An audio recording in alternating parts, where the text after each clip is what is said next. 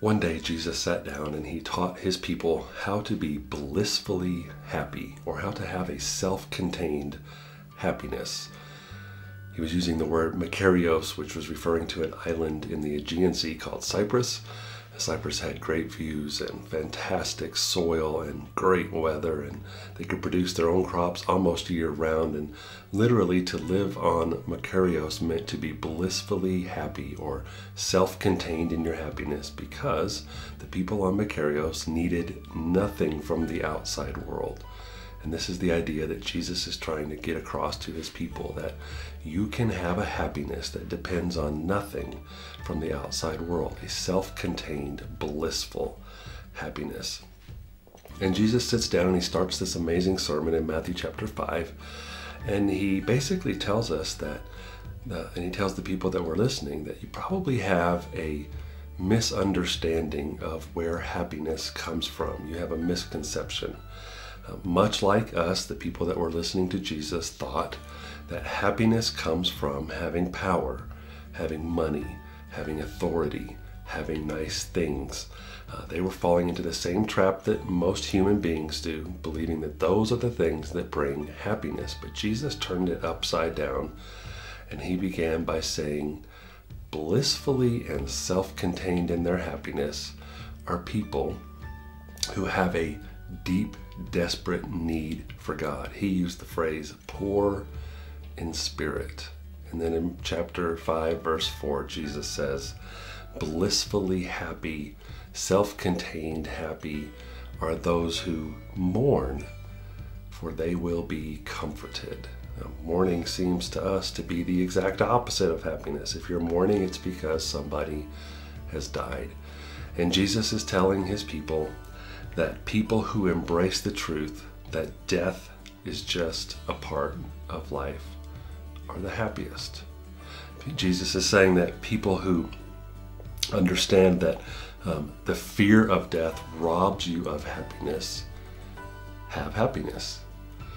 In our culture, we do everything we possibly can to stay ahead of death. We have so many medicines and treatments and procedures and things that we do to try to keep death at bay for as long as we possibly can, and a lot of us get wrapped up in that. But Jesus is saying the happiest people are those who realize that death is just a natural part of life, and that death is not the end, that there's something waiting for you.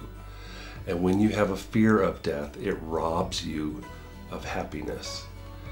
Just a couple weeks ago, one of my dearest old friends and somebody who served our youth ministry as I was a youth pastor in Roswell in great ways, a great spiritual warrior. Her name was Francine. She died. She went to heaven.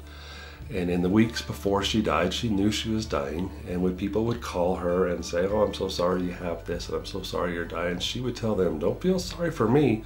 I get to see Jesus before you do. I think she even told one of our people, nanny, nanny, boo-boo, I get to see Jesus before you do. If you know Francine, that doesn't surprise you.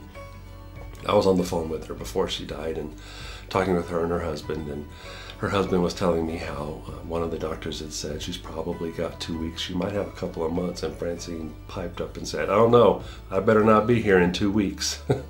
She was ready. Francine knew that death is just part of life. And she wasn't afraid of life. And even as she was leaving this life, she had self-contained happiness, because she knew that death is not the end, that she was going to be with her Savior.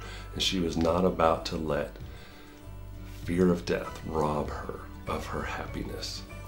So today, as a Jesus follower, you have it within you to be self-contained in your happiness, to live a blissfully happy life, regardless of what's going on around you, even when you're surrounded by death, or even if you're facing death.